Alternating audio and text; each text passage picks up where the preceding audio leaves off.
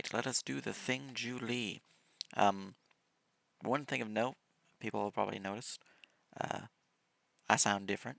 I'm on a new microphone, new headset. I got it for when I'm at my girlfriend's place, so I don't have to use my earbuds anymore. Huzzah! No, it won't die. It's true. It's corded. Mm. I can just plug it right on in. It works. Does the thing. Um. Anyways, that's not really super relevant, but it's nice. I don't have to time limit myself anymore. Um. Regarding some things of the server and going forward, since we're got a lot of changes we want to implement and a lot of things have been going on. Um, Obviously, still working on the equipment guide. The new school schedule has been getting a bit to get used to, but I think I'm starting to get the hang of things. Um, so I'm maybe able to start getting back to work on the equipment guide properly now. Um, that said, one of the big things that I always need enchantments. If you have ideas, send them my way, or just you know plop them into a book. You've seen the formatting at this point. Um, but one of the big things I think, uh, general looking at of the layouts of the Discord, how things are being placed, the equipment guide, retired character interactions, things like that. A lot of updates are going on. A lot of things have been thought about. Um, in terms of things that I've been thinking of, and I don't think I've uh, announced my intentions, or at least brought it to the group to see where everyone stands on these particular ideas. Um, First thing, as part of restructuring the Discord, I think something that would help somewhat would be moving from region channels, or city channels more specifically, um, to forum. And assuming we don't have a limit on forums. If we do, then definitely don't do this. But the cities tend to be. I've seen some complaints in the notes for the post year forum that we sent out.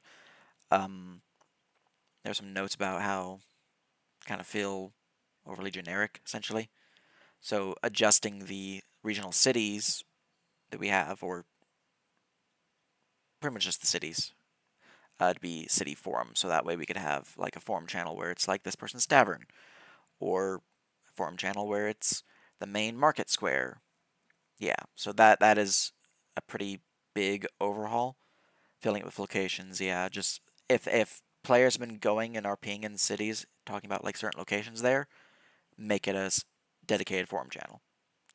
That is something that I've been Oh, thinking about okay. doing and implementing. I think that would be helpful, um, and would help one, since it would be a forum channel, would not bloat us too heavily in terms of like seeing all these things, because forums are pretty easy to just navigate.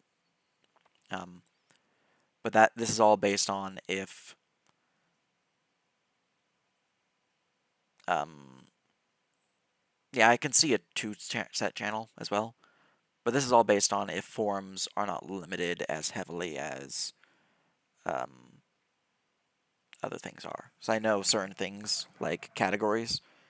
I think we have like a 60 category, 80 category limit, so we cannot have as many categories. But this would be a way to prep for the future. Is more regions are unlocked, we're going to start needing to limit the number of channels available. One way to do that is have forums. Yeah, definitely.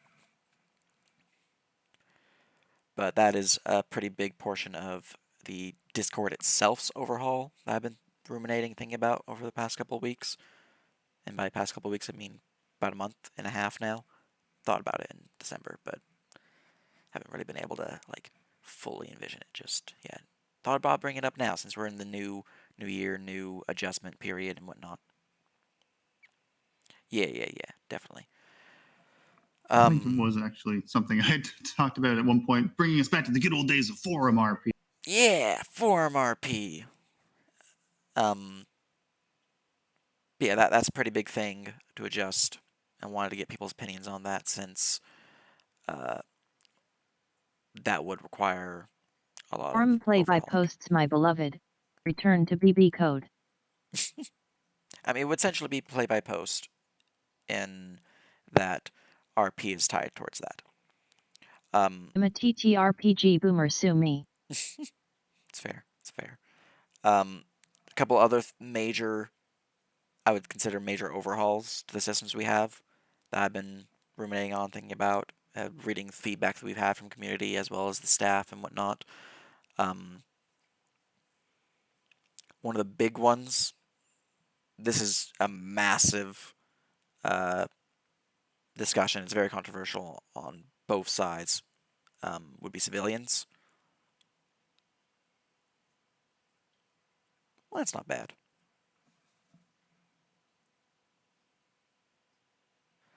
Um, we've had civilians, people wanting to just get rid of them entirely, though that seems to be a very vocal minority. Um, we've had people want to keep them but to buff them. We've had people want to keep them but to remove some of their functions. We have people who want to make them essentially just RP bots, and that's all they can do is RP. Um, so as civilians stand, they are very controversial in where they are. I'm still of the opinion that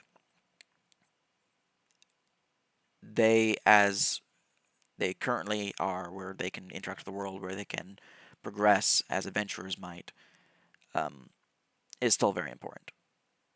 Um, I think that they should remain, but I wanted to get other people's opinions as well. I also think I that they should think remain in a way that alters how they function somewhat. The suggestion wherein they can play as this adventuring class, but obviously they would lose access to the civilian class features such as the extra downtime days. I think I'm okay with that, but again, I want to get people's opinion. I think the way Indy has it planned out is good because it does allow people who see the Civ class as less than, as we have learned, Mm-hmm. is a good way. I also think there are alternatives to that Yeah, that we could help allow a Civ to still be a Civ, right? yeah. So we don't have to change any of our Civ systems, but allow them to pick a class. That is a possible option. Yeah, could make it like Be, a trait because of yeah, sorts. because because as is while Indy's strategy is good and allows people who, as we have learned, take in adventure slots that are not being in missions, which hurts us in the end. Mm-hmm. Um, it does mean we have to restructure all of economy to incorporate people who want to be less than adventurers, half adventurers, not Joe Farm.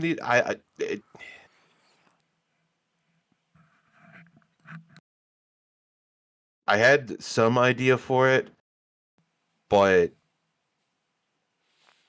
I don't think Yeah, they'll like that either. It's complicated because either way, no matter what we do, economy gets fucked.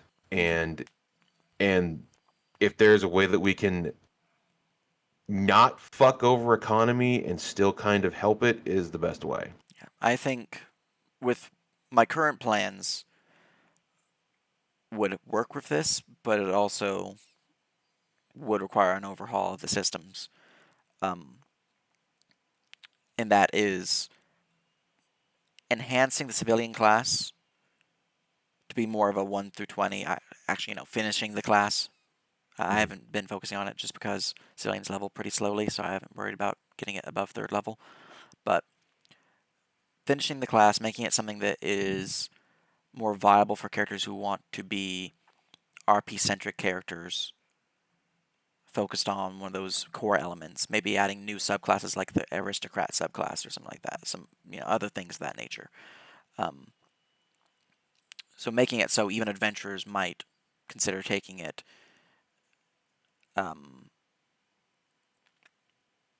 but still having it be focused towards civilian and RP play.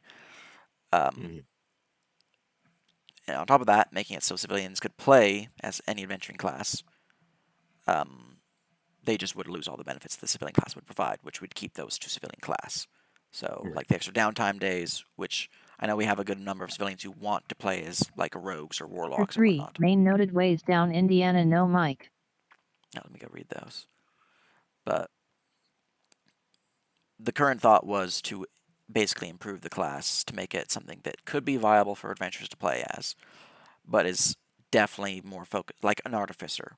The artificer class Mhm. itself, in many ways, in like older editions, was purely focused on like they're the crafter. You're not really going to play them as a It's major brawler or anything like that.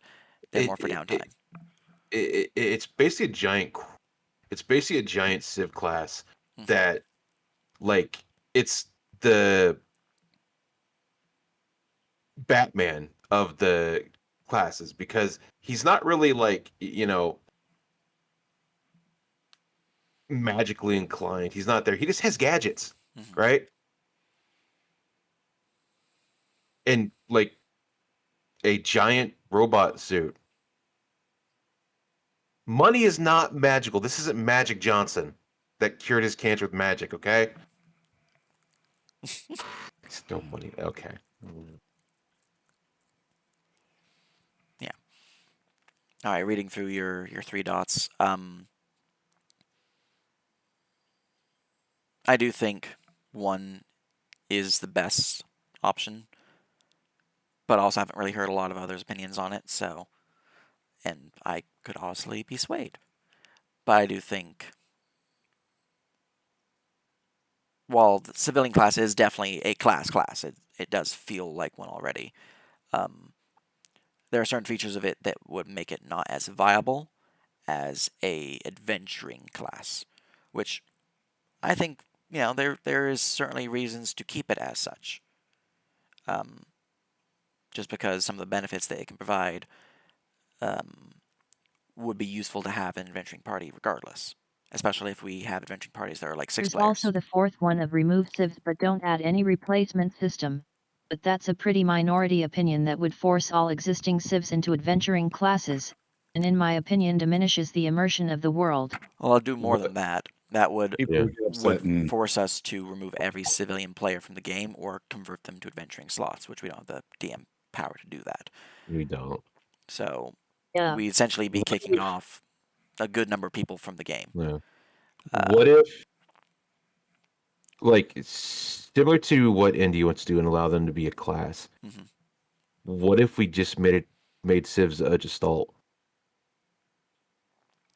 We could make him a Gestalt as an Well, option. okay. what do you mean? Like dual So, class thing?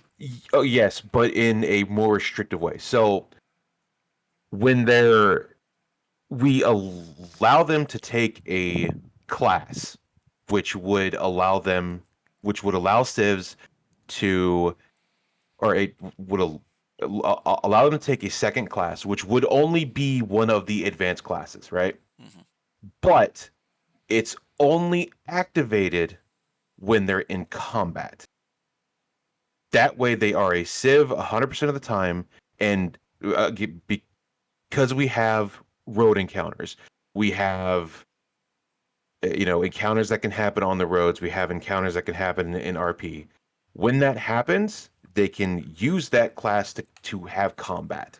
But outside of that, they are still a civ. But this also allows them to be a cleric that can be like, hey, I pray to my god. They can be a warlock that says, hey, I do deed for patron. It allows them to still do their RP stuff for the class, and then if they do are in combat, they can use it, or if they somehow get in a game, which then if they get transferred to in actually to an actual adventure slot, through the slot um, roulette, they'll already have their class ready. They'll just lose the Civ slot, Mm. or or like we have been doing it, they just change which class they want to be after they've had time to think. At, at, at least this way, we don't have to screw with economy Before we go to. any further into the Civ discussion, a couple notes. First, this is just bringing up that yes, we've been thinking about it and are aware that it needs to be reconsidered due to the outdated origins of why it was made versus how it's perceived as a part of the full setting nowadays. The discussion 100% won't be finished today though. No. Second, how much time do we have meeting-wise? I do have homework that's due at 6 p.m. today, so I will have to finish that. I'm almost done with it, so I'm not too worried about it, but um, I'd say probably about hour and a half, at least my own personal time. But yeah, no, this is definitely more of a discussion, especially since this is not our normal meeting time, so I don't want to take up too much people's time.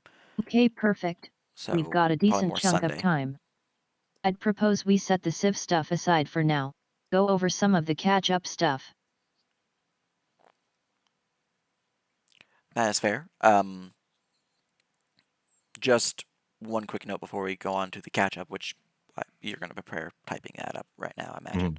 Um, in terms of Gestalt, is Yeah. definitely an idea I think about that. I think we could do a bit less complicated though, but Right. yeah. Like, but it does help us facilitate keeping people civs and Mhm. also allow people to be that person that wants to be a warlock that wants to RP as it has been brought up. And at the same time, they're not really affecting the world as an adventure, because to be an adventure, you have to be on a mission to really affect the world most of the time. Mhm. And this way, we don't have to account them when we account for adventures, because they're not really, what's the word? They're not accommodating to the adventure slot that someone who would go on mission does. Would go on missions does. Gotcha. I can see it. That way, like that people get the best of both worlds, because we don't want people taking an adventure slot that's not going to play in games, because that hurts our DM team and that doesn't fill games, especially considering we've had games that did not get filled because we Mhm. didn't have the players. Yeah. Hopefully with the additions, which I think we can announce it properly, like decide on it Sunday, Hmm. and then put into effect over the week for next Sunday. Um, we can start seeing some new adventuring slots filled from the people who would switch over to just playing RP. Right. That all said, though, while you prep the catch up stuff that I need to By the way, hear Nerp, about, after the meeting I've got some stuff that'll need to be gone over. I'll poke you about that. sounds good. But yes, while you go over the stuff that needs to be gone over that I missed out on, there's a thing I was going to discuss after Civilians as a major overhaul. What was it? Oh yes, I remember now. One of the things that has been discussed via economy, which brought up this topic again in my mind, um, was the Master Craftsman feat and how it gives essentially 50% time, which mechanically it functions like giving 50% more days of downtime, specifically towards crafting. But it's been run differently, and the overhaul is changing it to the point where it's not as effective. Um, I think some of the suggestions have been posted in that particular forum channel are notable, but that's a whole discussion outside of this. We can discuss that in economy team more importantly, but um, this did bring up once more a couple other facets. The big one being, I think, people's desire to travel without wanting to spend the precious resource that is downtime. In that travel is still not. The other options are so juicy that even if people really do want to travel, they're still not taking it. So once more, I kind of want to bring up the early suggestion I had, wherein we give people travel days. So basically, give them like if we drop 30 downtime days, we can give people 10 travel days. And then those days are dedicated travel, or they can convert half of them to actual downtime days. So you can either have 10 travel, 30 downtime, or 35 downtime, as an example. And this would just allow people who don't want to travel can still gain some benefit from it, while allowing those who do want to travel to have a guaranteed option to do so. I know once we get to mid-late game, travel isn't really going to be an issue for anyone who's mid to late game. So like early level players are still going to be like, I have to take carriage. It's going to take me like 7 days to get to where I want to go. But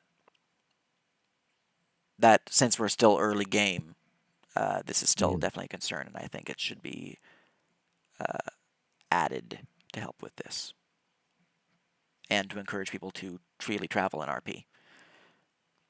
Now, if people start traveling and going, oh, there's an event happening, I'm just going to pop on over there.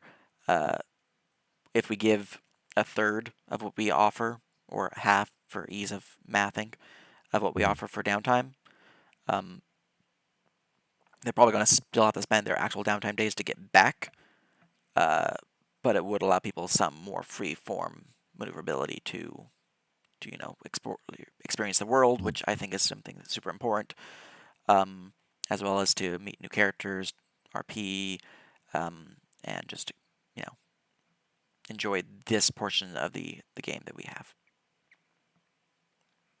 And I want some thoughts on this again now that we've discussed this in the past. I think back in like October or something like that, but the complaints are still there, and I think that they are still valid. And I wanted to get people's thoughts.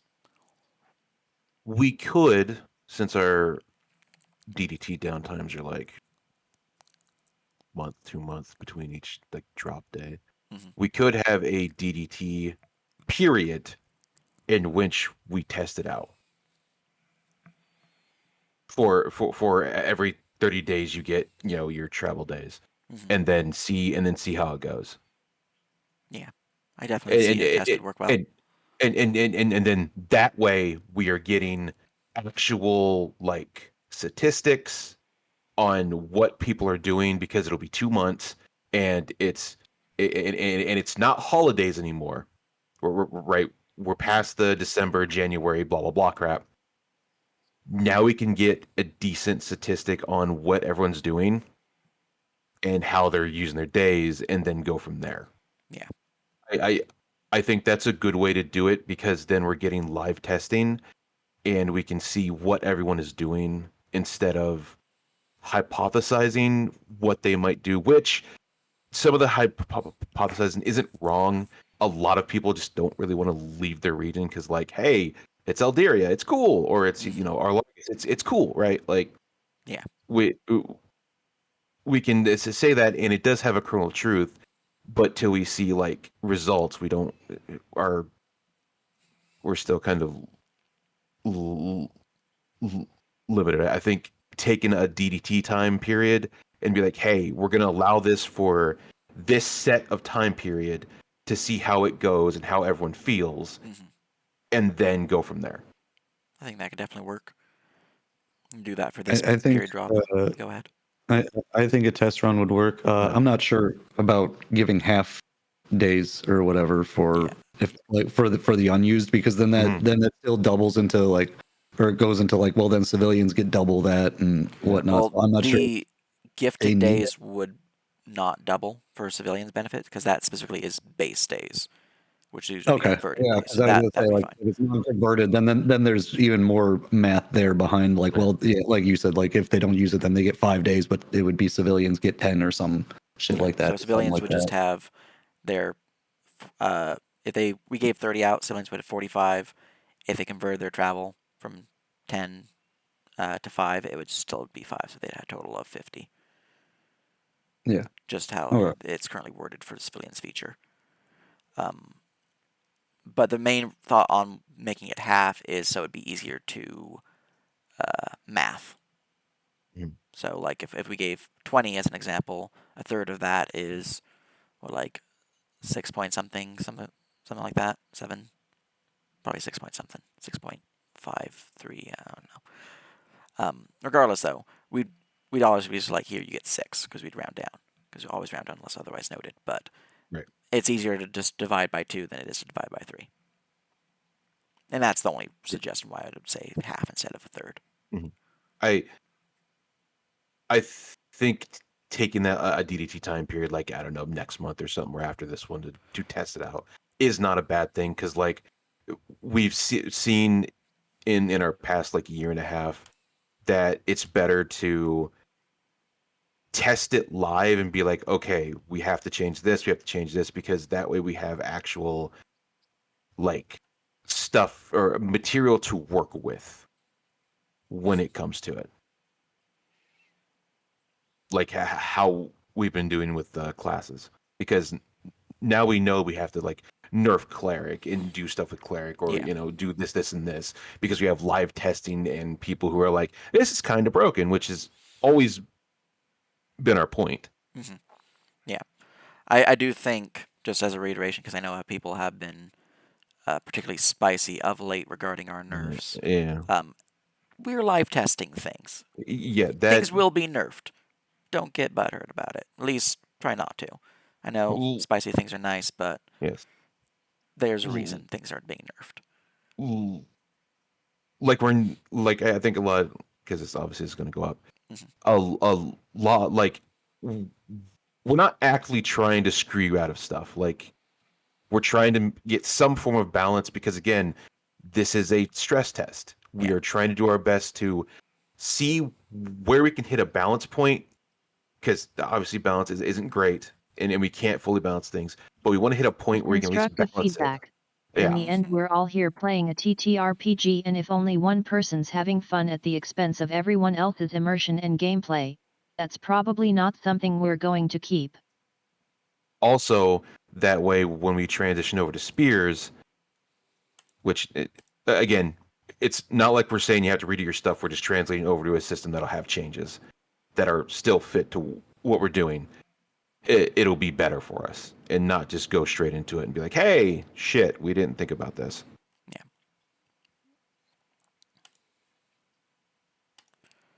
There we are. Back to the topic of travel days, though. I don't have a problem with travel days at all, honestly. No, I, Letting I, people poof around is Mm-hmm. fine by me. I think we can drop the test for this mhm. downtime in that case. if if anything, them traveling more means we get to test out the whole encounter things on the We road do more. have that being made right now. I did notice that. Yeah. Like it means if people are traveling more through like our Logos or Eldiria and shit like that, Mm-hmm. we can then test the encounter tables more, because now we'll have obviously civs doing it more, adventurers doing it Yeah. more. Part of that, by the way, goes into an overhaul I've been wanting to do for the travel system entirely. Um, I don't know if people have noticed, but there's some roads now listed on the world map that you can toggle on. Mhm. Um, I think they're via the trade route option, but I've been wanting to. Let me just go to the map itself so I can talk about this in more accurate details. So my world level is not frozen. Oh, it hates me so. Oh, they updated that heavily. This page is so different now. Made it all fancy and new. Anyways, part of the travel system has just been here's a value, take it as you will. You just assume to take the most effective route. Um, I've been working on the map itself and adding optional routes. So like one could take, for example, the mountain passes from the I don't remember the name of this mountain. Um, the Weimer Smoke Mountains. One could take the mountain pass from there, from Orlogus, and go skip Eldiri entirely, head right towards Perugia. Uh, that would then go into particular rule sets for that road, where we'd have that route's encounter table, which would be much deadlier. So people could choose to take the quicker route to skip an entire region, but at increased risk. Or they can just take the So traditional route option, which is the guaranteed, hey, these are the times, this is all good and fine and dandy. So basically just adding additional options, um, making it so so one could basically use the map a bit more and add so cartographers who could then map additional routes, which Mhm. would then be added to World Anvil. so basically the safe route is the one that's slow and steady. If people want to be fast, they'll have to risk in encounters because you're now taking a route that is less than savory. Yeah, In an attempt to get there quicker, but you're running the risk of, hey, you might meet, I don't know, Jack the Ripper in Bruges because you done fucked up. yeah.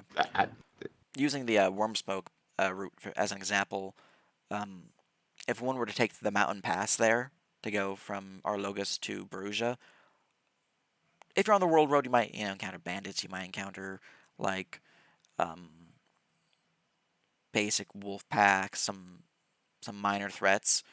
Uh, if you're taking the mountain pass, minor threats considered wyverns. Mhm. Those are CR7, I think, if I remember correctly from my bestiary. I think it might be Oh, 5. good. It's like the pass from Dark Souls 1. Yeah, so choose wisely. Um, yeah, but we can take them. essentially that would be the main idea there is that that's something I've been working on as well. Um, and it would, one, make the cartographer and the cartography tools more useful as players themselves could find if they're like taking that path. Uh, Part of the option would be to add a cartographer downtime action where they could take that route via travel, which would then enable them to take the cartography downtime option to then find a path that might be safer. Mhm. So they'd be able to use their cartography skill specifically. 2 things. First, one more note from me on balance. Yeah. We do want the process of changing things to feel fair. So if you think something could justify you needing to change your character entirely but don't want to abandon your character and the relationships they've built, please do reach out to appeal it, whether through the forum or to the lore keepers. Yeah. Second, retirement topic written out fully. All right. I'll be reading that in just a second. Want to add something to the uh, first bit. Um, yeah. No. If something changes drastically, my and the general rule still is rebuilds are generally allowed.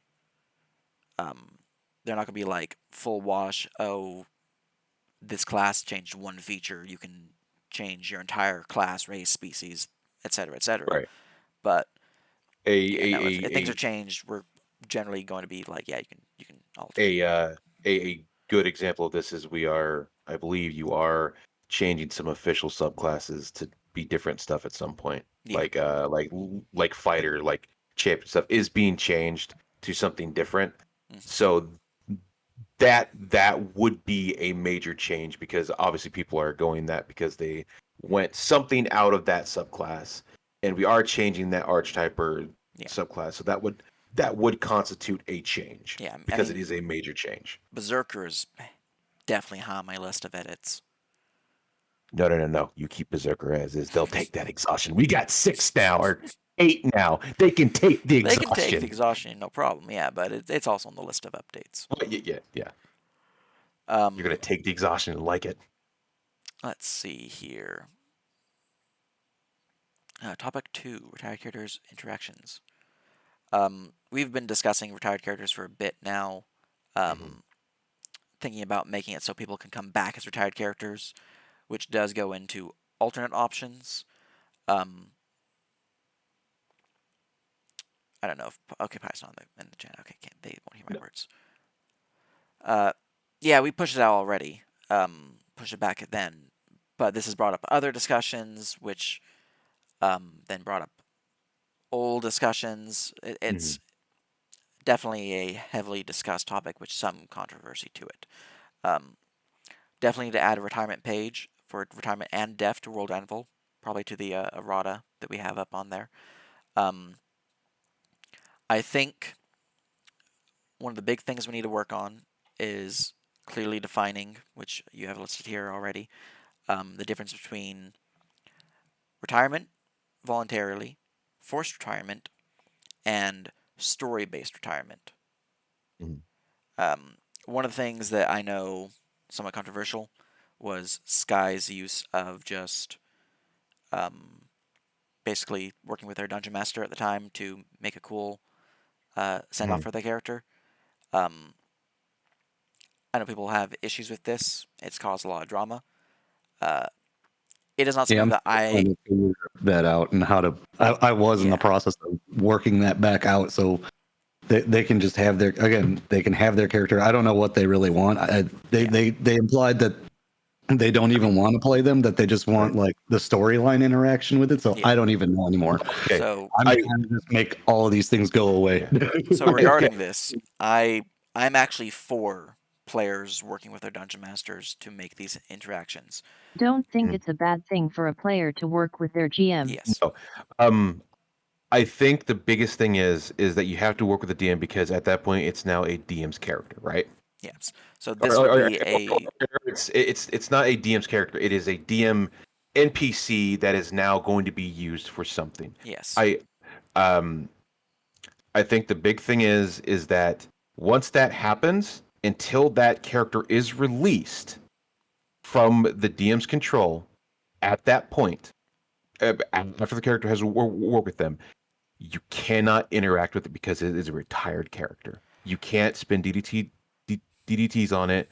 You can't try and push something because you're technically working with your own character. Yeah. I think part of this goes into what I was referring to earlier in terms of three major different types of retirement: forced retirement, voluntary retirement, and story based retirement. And then there's obviously death. Mm. But this one would be a story based retirement where in you as a player have voluntarily retired your character, but unlike voluntary retirement where you can just come back to it, the DM would need to relinquish this, or you would need to, more accurately, other players might take on the mission themselves, because if you Mhm. came with a new character, you would have really not a lot of reasons to go and rescue them, unless something happened without that. But regardless, there's some nuance here. Essentially, until the DM in control who took on the offer to story based retire, which might even be from expenditure of influence. I don't think that since we have the influence system, we should make it just a freebie, unless it is demanded by the DM story itself, where and the DM can spend like villain points to make it happen, or Mm. something like that. But we already have rule substance for player-made quest lines, and this would essentially be a player-made quest. So it's I don't think denying it outright is something that we should do. But with story-based retirement, it would basically act as a hard retirement until relinquished.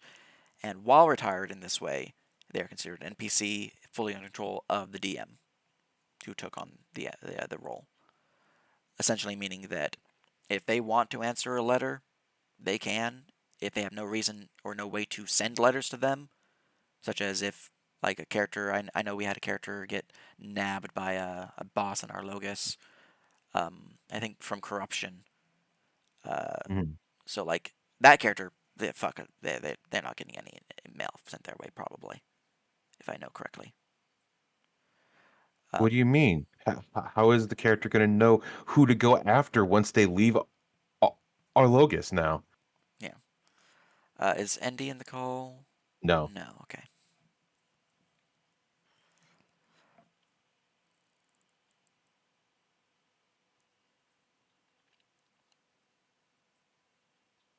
Yeah, no, definitely. I would say if there's been submissions before, we should allow resubmission at this point going forward. Just we didn't have the rule set in place. This is definitely going to be on my priority list to get it on World Anvil, or at least the team World Anvil team to get it on World Anvil.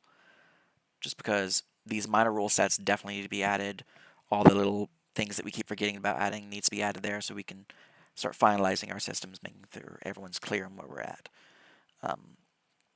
But Well, this is technically the first time this has happened. yeah, Like, but we this didn't is the have the first time this old has happened. retirement rules Yeah. on there either. So, So should I be giving Sky the research then? if Because they I want to have continue pursuing something it, written up, something written up for it, but the initial conversation led to like denying of it and returning of the like refunding the days yeah. or whatever. Um, But depending on how we want to run this, again, I don't if have a problem with it. Like I can start running something for them. yeah, I don't have an issue with that. Again, I'm just trying to clear it up anyways and get it off my plate. definitely, So that's yeah, fine if definitely. they want it. If they want to go for it, feel free. I think what we can do is um, they can spend like 10 influence, something like that, or whatever that we have the cost for personal quest set to Mhm. then do the research, because this would essentially be enabling a personal quest for them. We can Right. make it cheaper because it is a story-based retirement that they did that they worked with you for, so maybe half price. Um, but as long as you're cool with it, you want to keep going for it, then yeah, no, I'm all for players generating content for us. It makes our job easier. If we're saying, or if we're given an opportunity to get free story-based stuff that we don't have to do any work on, and we're being like, nah, I don't want to do that, Mhm. like we should deny this option. That's just hurting our own selves. So I, as long as we I, are okay with doing it as the dungeon master in charge, feel free. Let's do I, this. I just think the big thing is like make sure like they can do the research, right? But at the same time, it does feel weird that they're trying to interact with themselves. I think is the thing that caught us off guard. Like you technically are not allowed to interact with yourself. So I think part of that would be probably a specific alteration with story-based retirement. Right. So like hard Um. retirements, I can see that being a thing. Um, but story-based Yeah, ones, I can I see don't think players I can allowing it chase to do down this. Gibbous out of it. Yeah, Be a little Like, weird. like, like, for example, because Neb also had gotten a letter back saying they couldn't find the person. At that point, I wouldn't say anything because Neb is not related to the character in any way, shape, or form. mm-hmm. And if they had chosen to go forward with it, that's fine because it's an outside influence. They're doing it themselves. But it is a person interacting with their own character that is retired, that they can't touch because it's Oh retired no, Yeah, the type caught deal. off guard thing was because our only written rule last week involving retirement at all was no interacting, because of metagaming.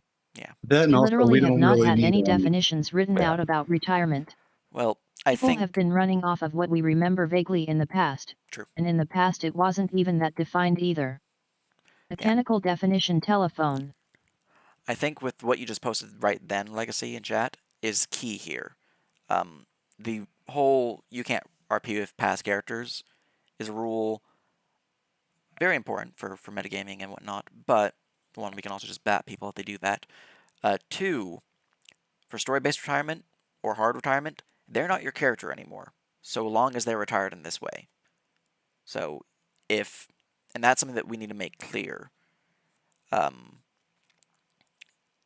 that at this point, once they're retired in this way, their decisions, if the DM does something that you don't think your character would do, that's unfortunate. You retired them in this way.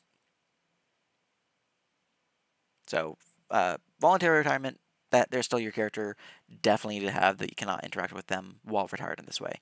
Hard retirement and story-based retirement, though, I think there is room there for interaction because they're not a character anymore; they're an NPC, at least while they're retired. So if the dungeon master at the time is like, oh hey, I'm trying to go and find this individual who got eaten by this random bear in the woods. And they have like this ancient locket tied to my family line. The DM could be like, yeah, that fucker's dead. The bear's long gone. You can't find shit. Or they can be like, the spirit of that individual is an NPC of mine because the bear was corrupted with this weird wibbly wobbly stuff, so they're now an NPC who is hard retired. Can't believe that bear was a Wendigo. Yeah, so The there's room amulet's there. halfway away the world now. You have a new mission line. Yeah. Well, I was also going to say we should with I did not. I had the letters denied two that were written to Ty because I also well, one, I don't want to be writing letters back and doing all that, but Yeah, totally valid. Also because I don't know how much we want to be allowing letters and packages and whatnot to be going to retired characters. Yeah, as so well. Regarding letters and packages, if they're retired, they're not in the guild system anymore, essentially. So that right there would make it difficult for them to just find them like they're casting sending, where it will find them. So I think this, for story-based and hard retirement, purely based on you if you want to allow it. For voluntarily retirement, it's interacting with yourself can't allow. If someone else interacting with you, for example, someone who's never met your character, but has heard stories about them, maybe your character had some high prestige, and they're like, oh, I kind of want to send some fan mail. I can see that being allowed, but again, on a case-by-case basis. And Either again, if way, you don't want to deal with dealing with like letters and whatnot, Well, like it's like you said, with like DM taking over, like I don't envision Ty like sitting in in a shed, like responding back, like, oh, okay, I'm just like just retired. Like, no, he got clubbed over the head, like he got taken, like shit's happened. yeah, Like he's not like believe- sitting there freely, like in the woods, like writing letters back and. Hi bro, I'm stuck in a cage. Yeah, dude. How are you doing? Can't believe Ty is the Unabomber. But I think with hard story retirement, that means the DM is a hard, being the in between means we have a hard point of contact that can say no. Therefore, it's not metagaming, but they still also have to follow the rules of you cannot interact with your old character. Yeah. In like any way, shape, or form, unless the DM gives you a specific way to do it. Mm-hmm. Definitely. So now we have a hard line that says, hey, this is how it works. You can't do it outside of this. Yeah. And this just goes along with my whole philosophy of for Syrik in general, the world is a collaborative effort from both players and it's dungeon like masters. Matt Mercer's phrase. You can certainly try. It's true. But nothing happens unless a GM chooses to take on the responsibility. Yeah. That's pretty much my thoughts on retirement and whatnot, though.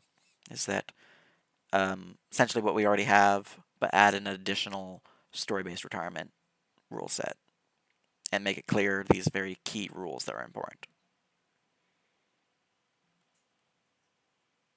Which I would consider this a pretty major overhaul of our systems too, just because it's,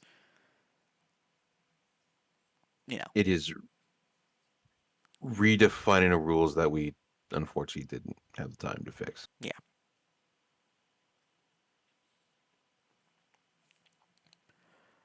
Let's see here. There's stuff that I was thinking about adjusting. What were they? Not even fixed, but I don't think they were ever really written down until we added soft. Yeah, no, even in Verum we didn't have these rules written down, really. Well, once you were retired in Verum, you were hard retired. Yeah. They just, like, your character's gone once retired, but except for the one moment when I came back from retirement because I was dead. Yes.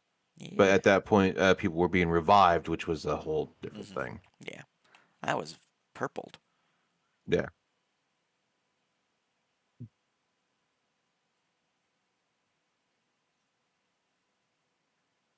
Yet in our resurrection rules, which directly link into hard, since they are a way to get out of some kinds of hard retirement. Yep. Mhm. That would just be part of death rules. It's a way to technically death is hard retired, unless you choose to opt for the resurrection quest, where you just come back as a revenant, but you have a time limit. Which something that we need to add World Anvil, because I realized that we don't have that on World Anvil. We don't, but it also does bring up the thing of you do have a time limit, quote unquote, to how long you have to live. Obviously, with people making games, that is can be a slightly longer thing, so the time limit is there, but it's Mm-hmm. you know it's arbitrary time until you get it, unless you screw up. Yeah. Be- because we have to account for making the game and figuring out how they're going to go about their stuff. Mm-hmm. It's true. But there is a hard time limit. Like you don't get a mission, in a full 2 months. I don't know what to tell I you. think the main limit that we'd be having to World Anvil would be you must spend enough influence to produce a personal quest within 2 DT drop periods. Basically, whatever period that would provide you enough influence to purchase the personal quest, and you must spend that by this time. So, and then maybe give them like an extra period, just give them extra time. So if they Yeah. need only one downtime period to afford it, we give them two, as an example. Mhm. Just Okay, review conclusion. Let me know if I missed anything.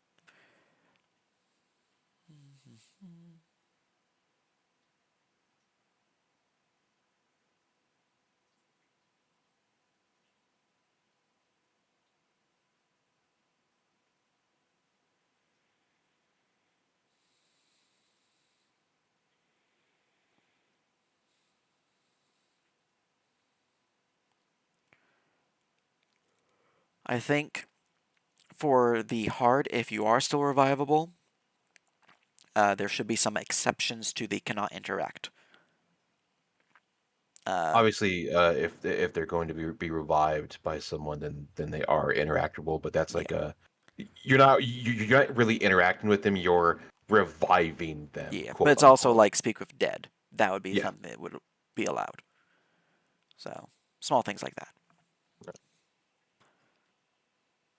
But otherwise, yeah, that looks pretty good. Probably put like if revival, like put in like quotations like speak the dead, blah blah blah, Mm-hmm. as like the niche case of things that still work. Yeah.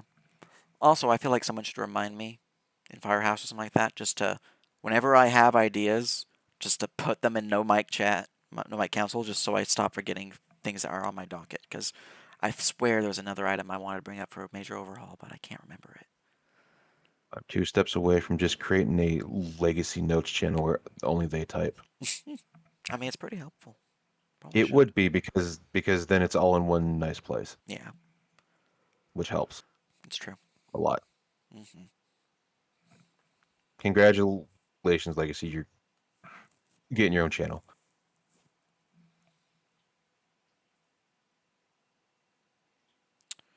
Are they in chat? Okay, cool. You are in chat. Cool. Um, Depends on what article I'm working on. If I'm working on a spell, I use the spell template. If I'm working on a race, I use species. If I'm using a rule set, so like downtime rules, something like that, I just use generic.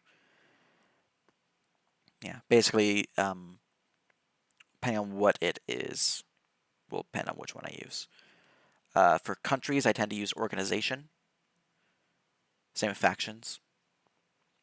They just come with a lot of extra like fields, pre-formed fields that give you some pretty good choices. So whatever is most appropriate for what you're working towards. I believe the different DD pages are also considered organizations, is the form I use, even though I know we have like faith, but those are more for like a character page.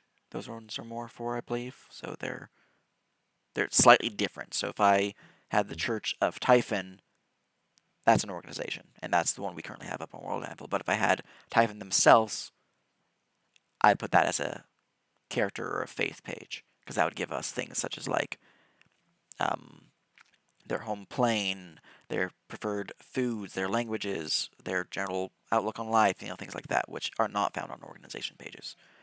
So basically the difference between the organization and the individual. But we don't have any individual church peoples, whatnot, out right now, so.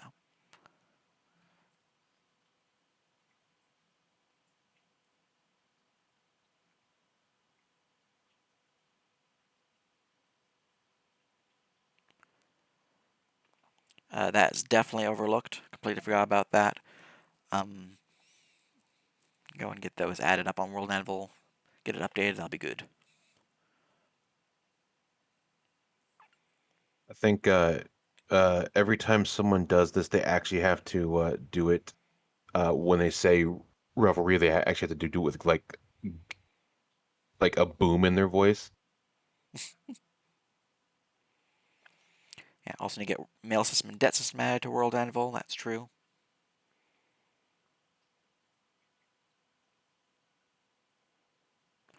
Should have RP rules to World Anvil. I know we have it in channel in a doc, but having it on World Anvil is important.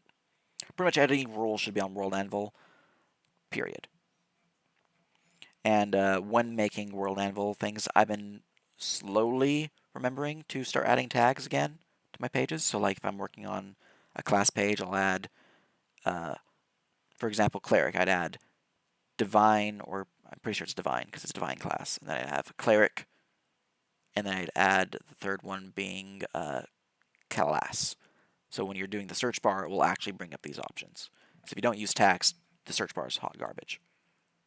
So just something I've been slowly remembering that I need to do. Mm-hmm. And I start updating old pages with that too.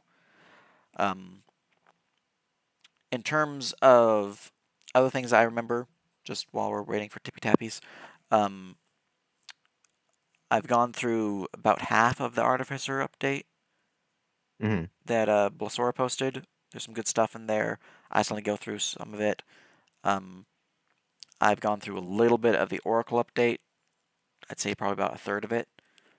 Again, good stuff in there. Still need to finish it before I drop it down and discuss. But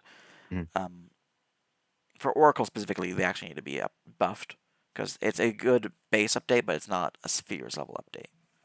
Right. And I think Artificer might be the same thing, if I remember correctly. It's been a bit since I looked at them, specifically December when I last looked at Artificer, I believe. The Oracle changes had mostly been geared at making it its own class rather than a fairly flat PF1E conversion. Yeah, definitely. Right. Gagoon and them did bring up a good point. Let the equipment guide go through before you push the Artificer one out. Yeah, no, I'm definitely To focusing on the to guide. so that we can look at what changed.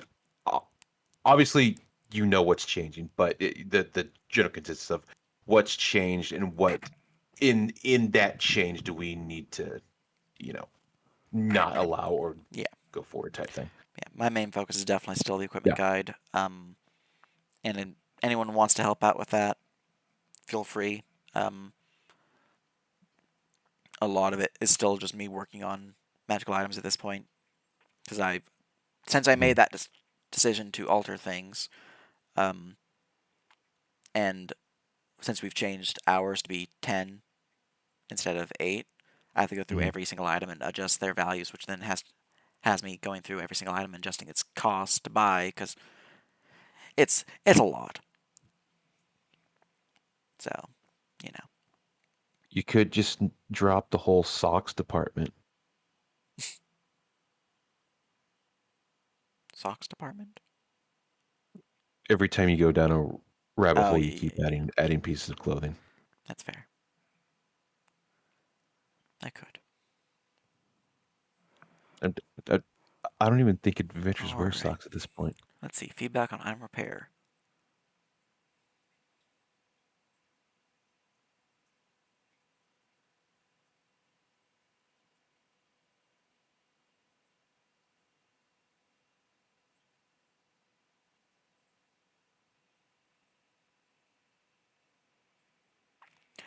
Yeah, no, feedback on item pair, easy clap, add that to downtime options.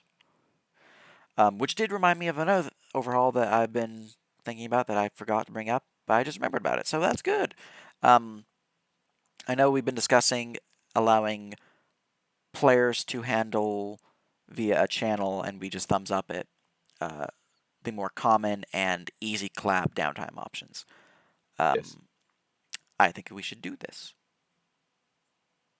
I know we've already gotten a list. We've already gotten some discussion on it, and basically, I think we're pretty much at the point of it just needs to be confirmed and release it on the next downtime drop. I haven't been here for the main meeting, so I just wanted to be like, yes, we should do this. Let's do. Well, when it was brought up, you did say you had a thing for doing it. The obviously, some of them we either need to not allow, or some we don't allow, because with regional modifiers and things, it does get a bit spicy on shopping and stuff. Yeah. And also the fact that with missions causing regional modifiers, it's harder to track because Mm-hmm. we don't know what that's going to cause. Yeah. Like, So for shopping, type thing. once the equipment guide's done, that's not going to be an issue anymore because part of the shopping update is also working on the spreadsheet, which is the purchasing shopping center basically, which will automatically have prices adjusted in the guide based upon where you're shopping and what you're spending on. So essentially, whenever we do Sunday meetings where we do have changes to a region, uh, I'll just have that file open and just input the changes. So if for example, we have all metals have gained a plus 10% increase in cost, I just go to that channel, be like, do do do, change that zero change to a plus 10 point or 1.0.1, which is 10% increase, and then it'll automatically update everything for us. How dare you make me do fractional math? We don't have to do the math anymore because it's already doing it for us. Huzzah! Which is another reason why it's taking so long, is because every single item that's purchasable, every single enchantment that's purchasable, is being added to this shopping sheet. For your next one, Legacy, we just have to look at it and see what we want to do about it, because like we just have to go over what's in it and what we have to change to fit and all that. I didn't know they had a new book out. I'll have to give it a look.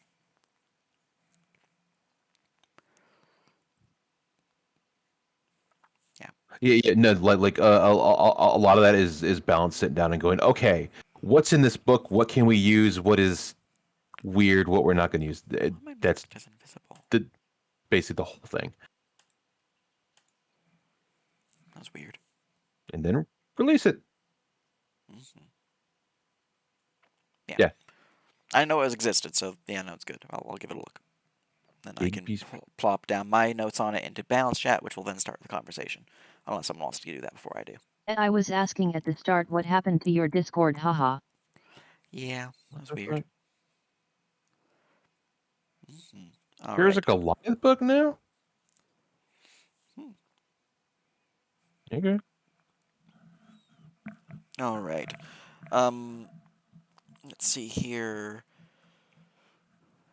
I know All My Duck is also providing Divinity Team more seeds for them to work on deities. Now that some of them are the ones that I've already seeded are being made and are made. Probably going to send some more out soon for them. Outside of that, though, my mind's blinking. So what next is needing to be brought up that I missed?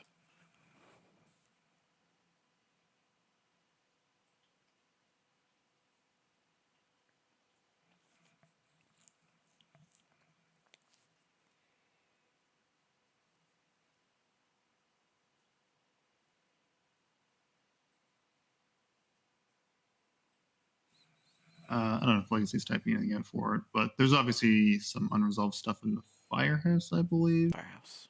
Gotcha. Let's see, I'm just gonna turn Discord view off so I can look at it safely. Alright. Some half feats to be gone over. Yeah, all the half feats need to be adjusted still, that's true. They're not a huge priority, so if people in creative want to just grab some feats and slam them to balance team and I'll give them a look over, feel free. Oh, this is because we had a player in one of the games that took a half feet and took the stat. Yeah, no, the stats, That's why. they are still in effect. So if a feat has the stat, it still exists. But once everyone should be aware that the stat will be removed eventually. Stat is still in effect until changed.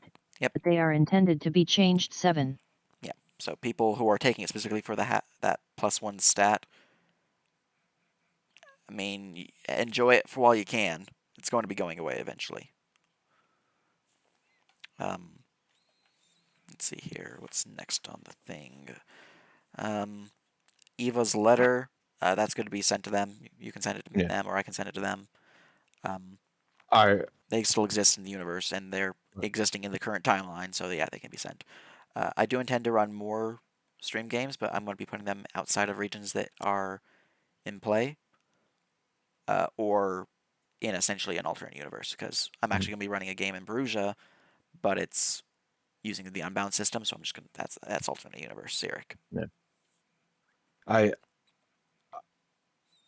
already told them every time they bring up stuff for stream players, just put it in Firehouse, because that's how all that stuff goes through you and how you want to handle it. But Eva can still be sent letters, no problem. Yeah. Okay. Any stream game player, as long as you've interacted with them as a player, you can send them letters or items. If you start sending them like bazillion gifts, we're like, what is wrong with you, people? Why would you get rid of your free money? But sure. Yeah, but like aside from that, I know there was Wibbly downtime. wobbly universes anyway, since like, if something makes sense for Barasia and Sithums is cool with it, might as well get slapped in, right? As long as he's not a player though, lol. You were saying something, Sithums? Oh, yeah, I was just saying, aside from that, there's obviously that downtime that still needs to be rewritten. I don't know if you actually did that or not. There was. Right. I know I posted the revised version Origins a while back. I don't know if that ever went over. I'm sure there's other stuff in there too. Who knows? Library had its update. I don't know if you saw that. The what had its update? The esoteric library. I think I posted that one like a bit ago. Yeah, I did see it. I have not reviewed it yet. That's fine. Yeah, Kate's already told them like the faction's open and live, but they can't get any new benefits or whatever until it goes up on World Amble, is what she was saying. So sounds good. Which is how we've been doing it for everything else, unless the update's been pushed out, which only been 3 of them so far.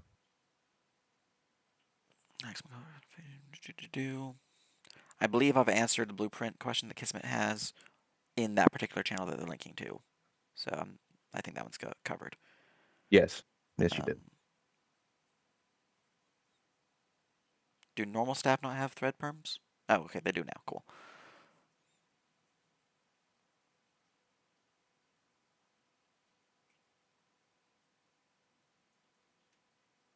Nice. Okay. Time progression. If our listener Nerp Earlobe is still doing his hidden stuff, I'm going to change channel so that remains hidden when I come back and turn my thing on. Alright. Here we are. Currently constrained 30 days. In our Logos side of things, I did have some ideas, but they're still ruminating, so I'm probably going to be providing them next week. Just because I want to like finalize some ideas there. Also, in terms of regions, anything that you guys are needing for Dolator, because I'm probably going to be running some games in Dolator. Okay, that'll be a meeting for later. Yeah, because that's we're still trying to figure out what all we want to push through there, fair enough. or what all is on the table to expand out. Yeah.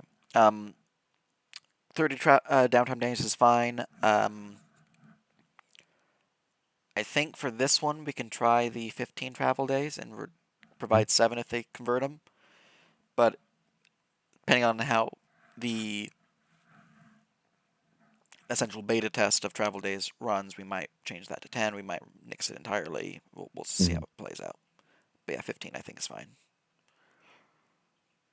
Yeah, I'll probably put note they do not double with civs as a disclaimer, just in case. Yes, I would definitely add that notation. I go hide my Discord again so I can click on that spoiler.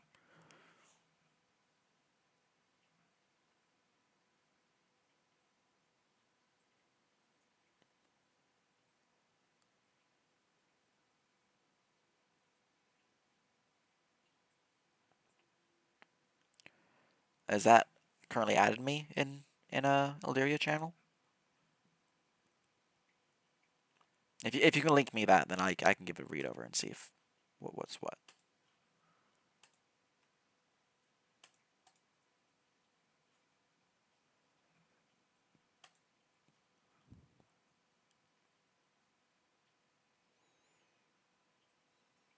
Oh yeah, and seeing as you say you're planning on running more Bruges games, even if they are AU, let me know if you need any information on my end. Yeah. The current idea is to run the Patreon mission I've been prepping to launch my Patreon with. I'm sending it on an island south of Desislava. So it should be fairly agnostic to a lot of what's going on, regardless. Way out in the sticks. Yeah. You which one it was NERP.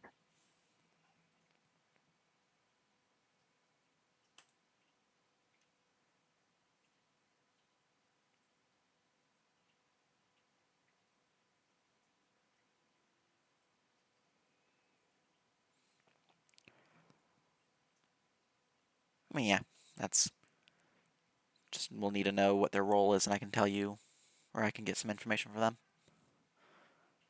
Also, what library they're using to research. I think they're probably using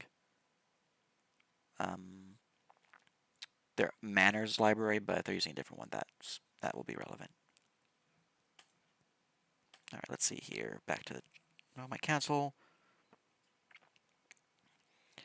Yeah, I've been working on it for a bit now. I have had my brother and my brother's best friend make art for me for the monsters and the main boss character.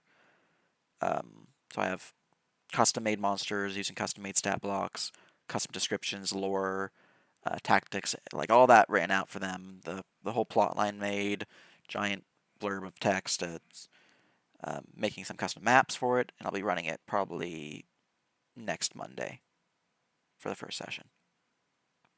Which means I should be able to post my Patreon next Monday. Haha! I didn't want to post until I had something like substantial to post. It's been viable. It's ready to launch at any point. I want to post with something fancy rather than just being like, hey, I'm live now. So yeah.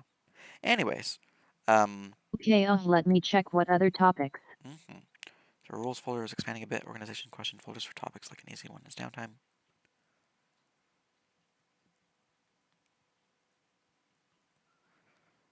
Probably should get some more subfolders. Yeah, that rules folder is getting pretty chunky. I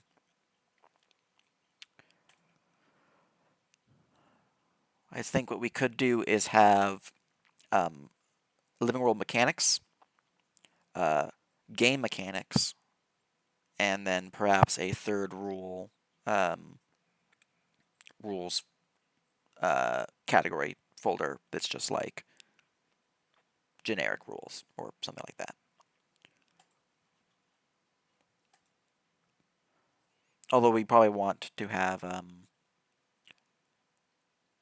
living world specific rules and then sphere specific rules, because there are those that are only used in living world, while there's those that are used for both.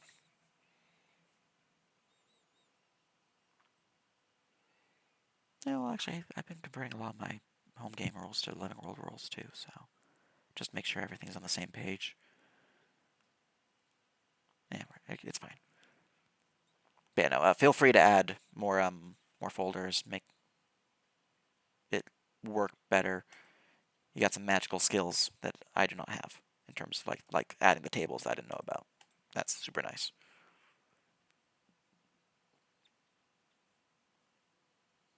Why is this page linking to... Okay, there we go. Unarmed damage stacking discussion.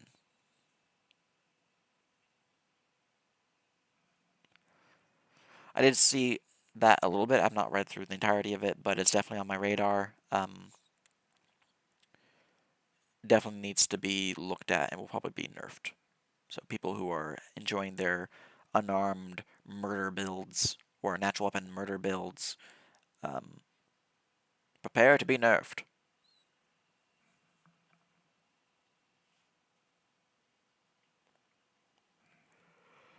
Alright, what's next on the topic? The agenda.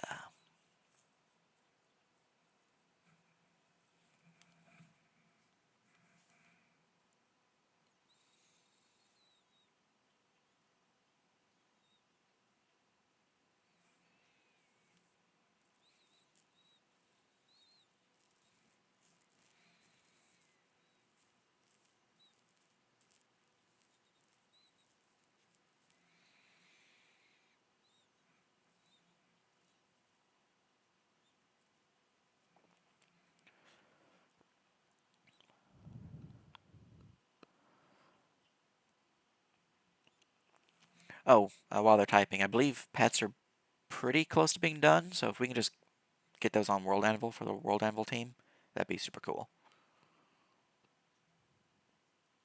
Oh, nice. You do have updates for them. That's the thing that we need to discuss, the questions forums. Yes, yes, yes.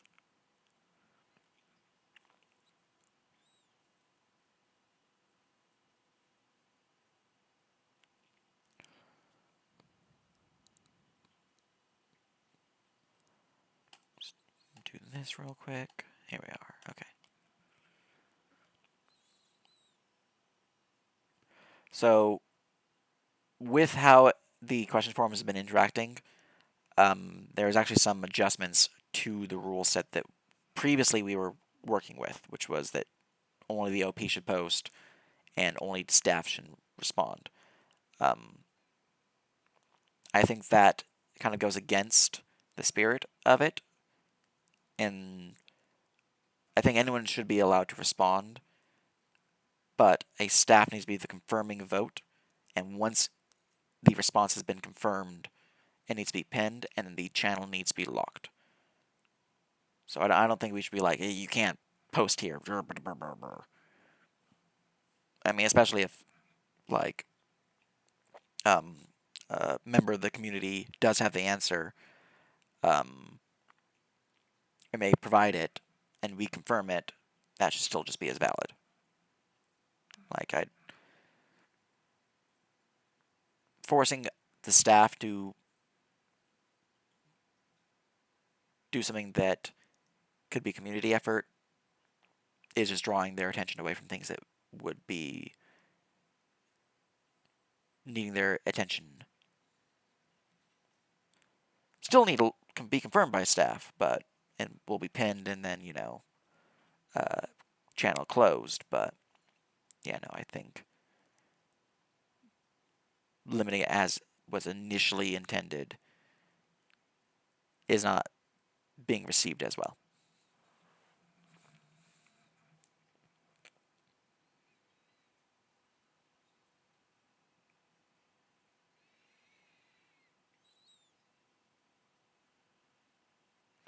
Definitely should have a source. That is a good addition too.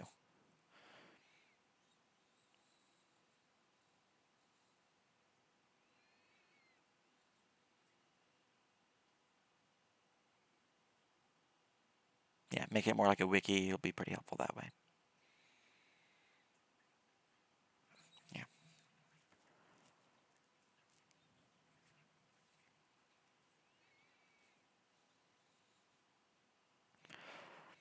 Also, when we do fully release the forums, keep the original Living World question channel, because I still want to answer those questions. I just currently have it marked as unread.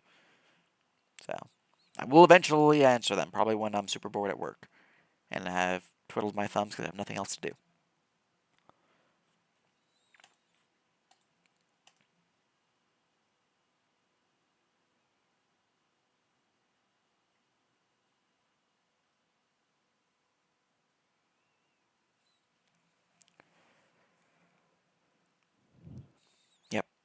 Upcoming changes will be updated and repinned. Looks good.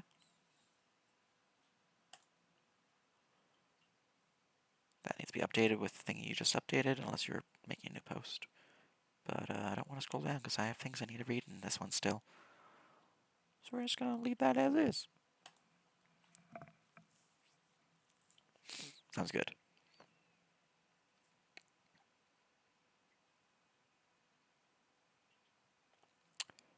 Excellent.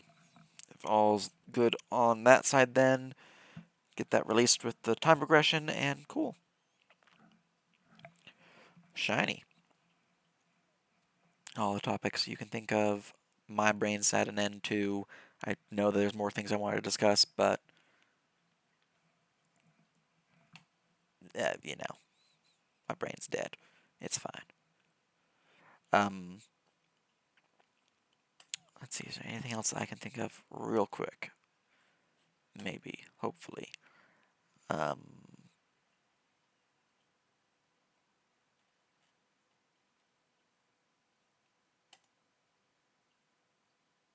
mind's still blanking. I know there is more stuff. Just can't think of anything. So anything anyone else would like to discuss while we await Legacy's more. I got nothing at the moment. All right.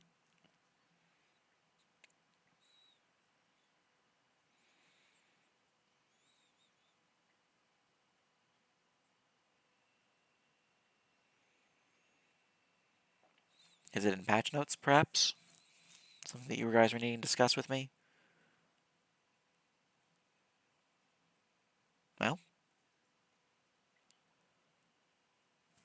Laddersmith has something for after pets. They're not in the call. I don't think they They're realize. not on the call now.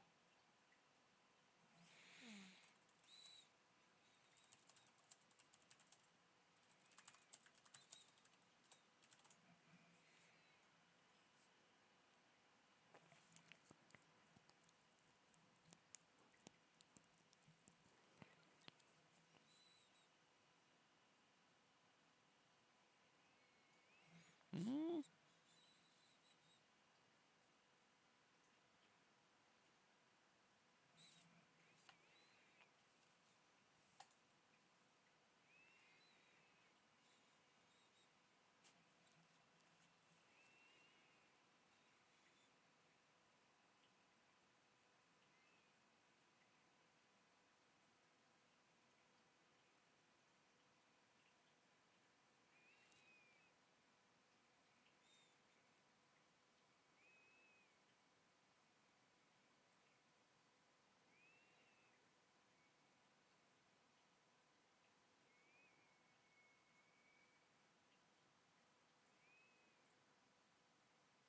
mm.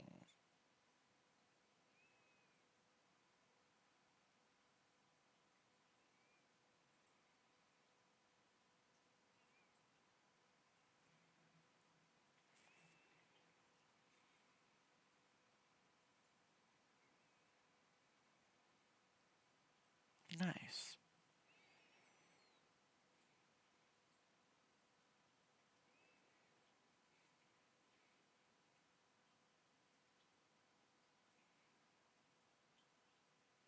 Very nice. It looks good.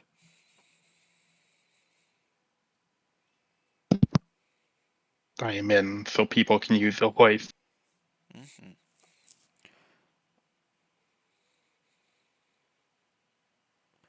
I would keep it as varies, depending on the faction's presence in the area.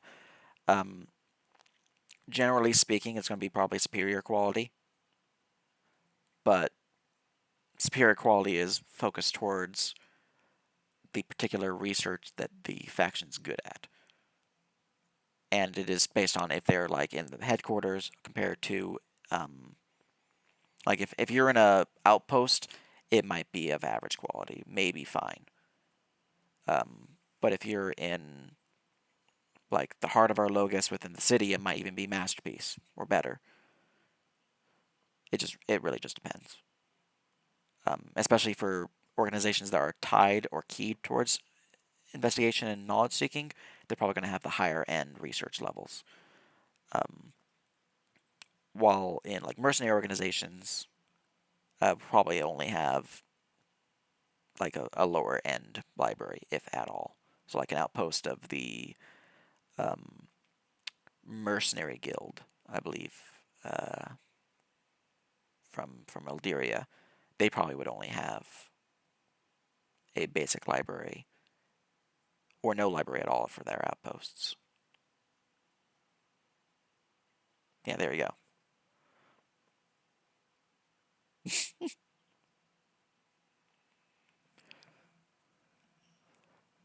But yeah, no. For them, just keep it vague. So, because for research in generally, we're already looking at where they're getting the information from, because that's pretty important for the answer.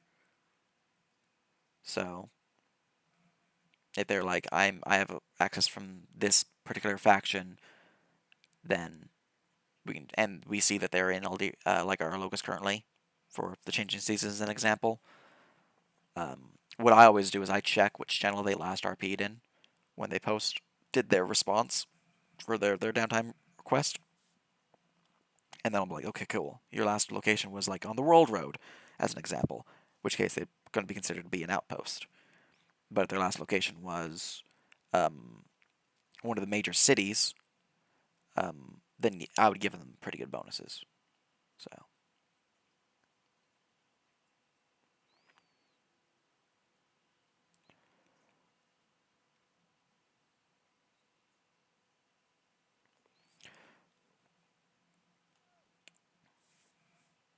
That looks very nice, yes. Sounds good. Let me go scroll on up to patch notes real quick now for you. Legacy. Alright. Patch notes whip. XP clap.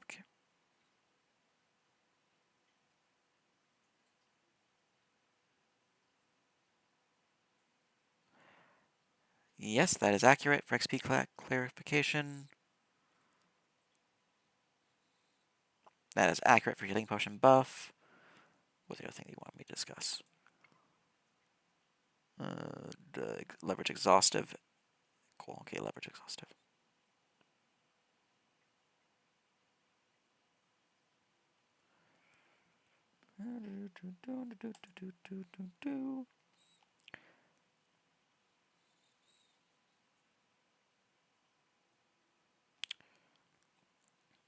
Leverage being a exhaustive feature is good to go. I remember that one now, yeah. Pets are in there, cool. Mailing dimension items, cool. Cool, excellent. All right.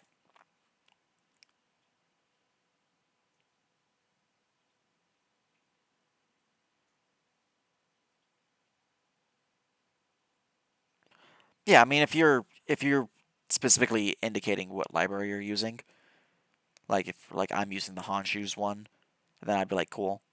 But if you don't specify which library you're using, I'm just going to look at which one you were last located at. So.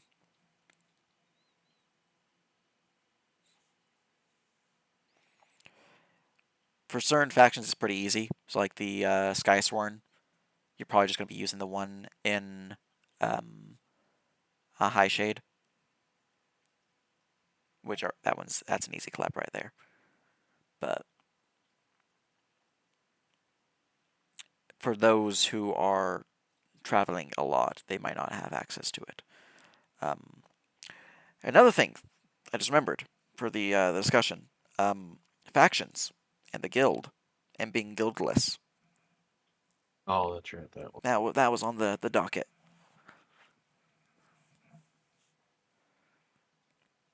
Yes. So this Sunday we'll be going over the big stuff and whatnot. Super big discussion. We already have some of this rules implemented already. In that, I believe certain Eldarian factions say you can only be in this faction.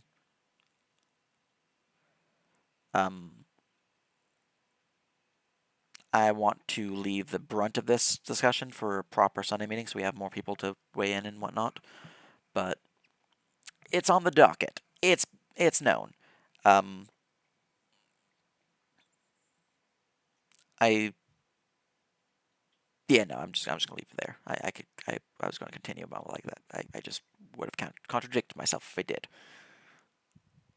So it's notable. It's known. We'll discuss it Sunday.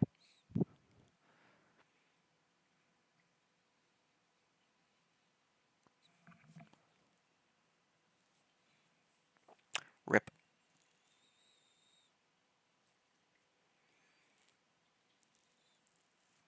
I can just pop back onto the edit form and just notify Discord that way. Just means that those followers are going to get an extra ping. I'm being notified.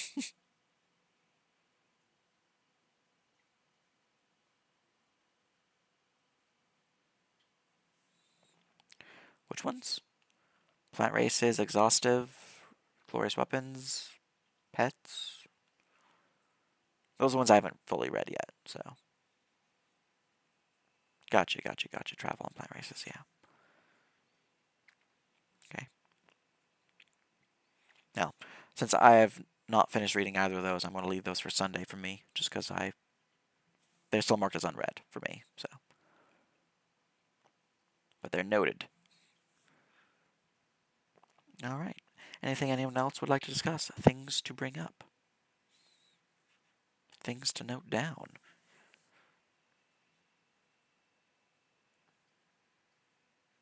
I'd like to advocate for recognition of Eldaria being a failed state and dissolving it. That seems like a Brucian thing to say.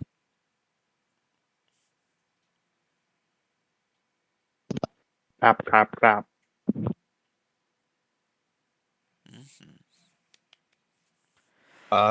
You wouldn't need a post-war economy if you didn't go to war. Yeah, you warmongers. What? Goddamn. What? No. War needs to happen. No. Well, For the good. Goddamn legacy over here being Nicholas Cage from War Pigs. War profiteering. Well, on that happy note,